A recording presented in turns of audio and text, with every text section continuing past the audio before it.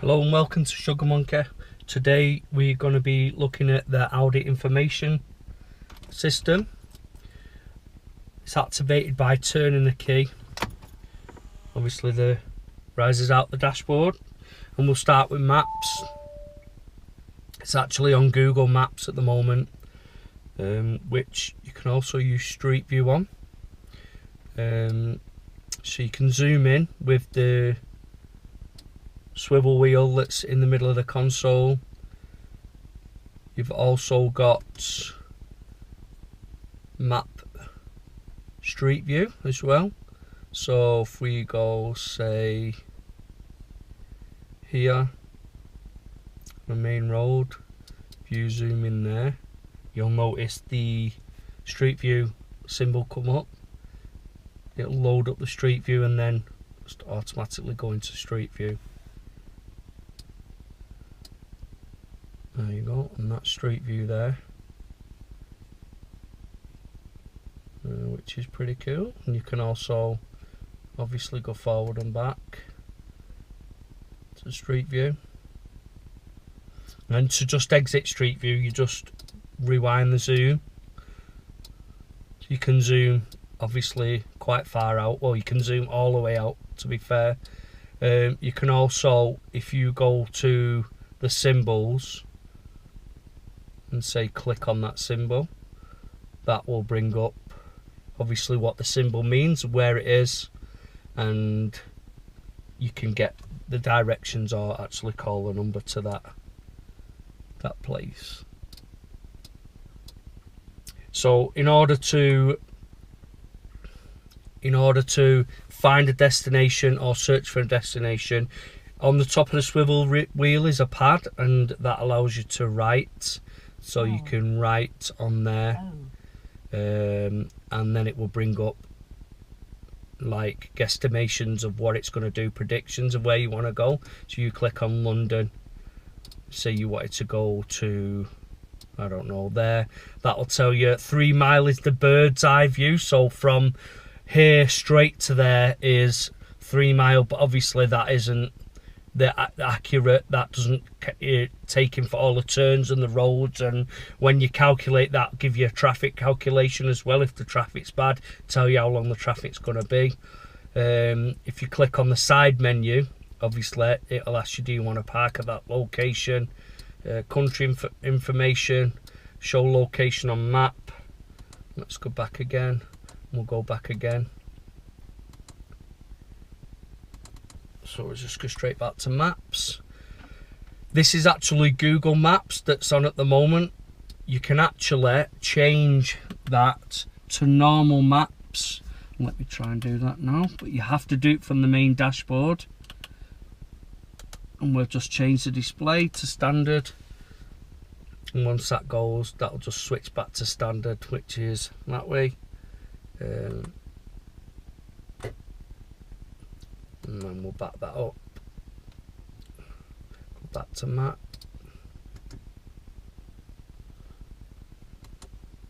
and then that gives you your 3D view again. So yeah, that's pretty much it for the maps. On this side you have obviously favourite destinations, traffic messages and such like that. This particular car, my A3, has got LTE, so it's got a built-in SIM card, which comes with 3 years subscription. After that 3 years, then obviously you have to pay. At the bottom you'll see 2 bars. You'll see the phone, which is my actual phone, and the signal bars, and then next to it is the LTE, which is the actual internal SIM card. So let's go back to menu. You've got Audi Connect, which is, if you go on there, that will give you information such as weather, news, parking information, online news, city events, and fuel prices. This is quite interesting. When you click on there, that actually gives you fuel prices. It starts at the cheapest one and how far away it is. So this car's diesel, so it selects diesel as its primary what it's searching for, and then it'll start at the cheapest, and then obviously you can pick whichever one you want. So that's pretty handy. Costco's the cheapest there. we're back up there. Go to Audi smartphone. Audi smartphone is Apple Play, and obviously Android, which is it Android Mirror or something like that. But obviously the phone has to be plugged in, which it isn't at the moment.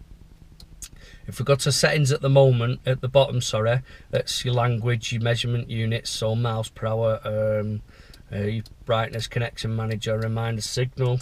Just click on there. That's MMI settings, and then system maintenance. So that'll just tell you when you do services, and obviously which system, whether it needs an update or not, which you can do because it's got an internal SIM card, so it doesn't have to be up to up.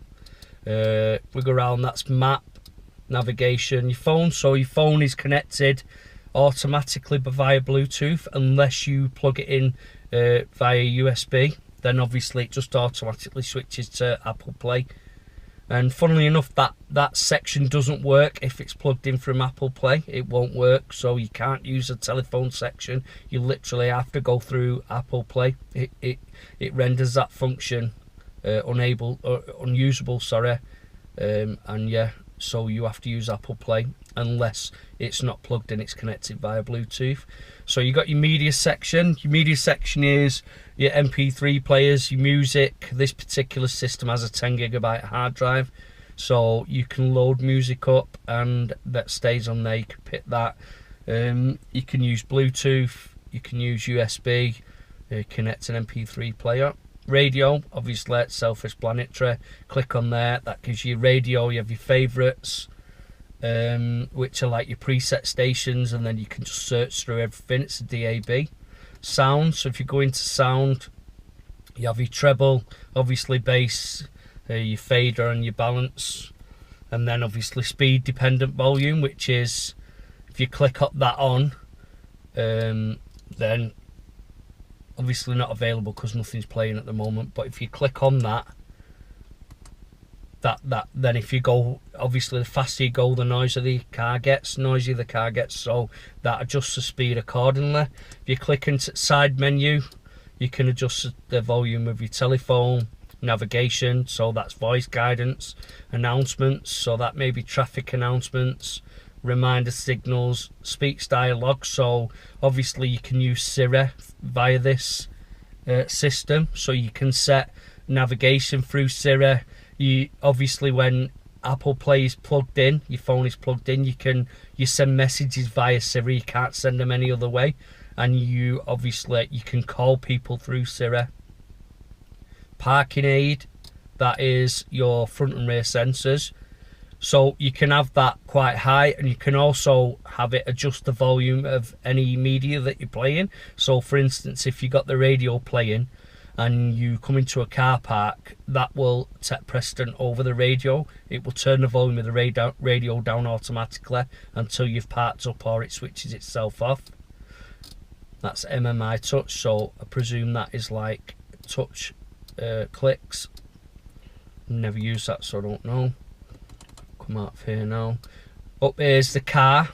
So this is the car menu. So these are the drive selects. So you got efficient, which is obviously the most efficient drive mode, and this allows this car's the S-tronic car gearbox, sorry. So then it will allow you to coast. If you brake, the gearbox will come out of gear and coast. Comfort, just normal driving every day, normal gearbox, normal driving. Auto, that detects what kind of driving style you're doing and then will automatically adapt. So if you're down the back country roads, that will literally select sport for the gearbox and the steering, which then wakes up the steering. Dynamic just puts everything in top notch, so gearbox in sport, the steering in sport, the engine in sport, so it'll hold gears longer. And then individual means you can set everything yourself. So if you click on that, it will let you select the gearbox, engine, steering, and then the cruise control. This has automatic cruise control, so it uses radar to follow the car in front. If you click the side menu, you can go on vehicle settings, which is date and time. The steering wheel button has an asterisk sign on, which you can literally click on it and change it to anything. So traffic announcements on and off, instrument cluster, traffic signs on and off, and all that kind of stuff. And you can search again via your writing to see other functions that can be added for that button. Driver assist. So speed warning, you can set that. Parking age, you can turn them on and off. Distance warning, so that's the automatic laser guided cruise control. That's to show how far the distance is between the car. You can set that to be less distance or more distance. You can also do that from the steering wheel. Pre-sense, so that's got like pedestrian sense on it, so pedestrian recognition. If somebody runs out, then that will it will brake for you if you don't see the pedestrian. Side assist, so this has on the front and the rear bumper, on the sides it has sensors, so literally it will tell you if somebody's in your blind spot. Also when you come to park, it will tell you how close you are to something at the side of you, which is pretty handy.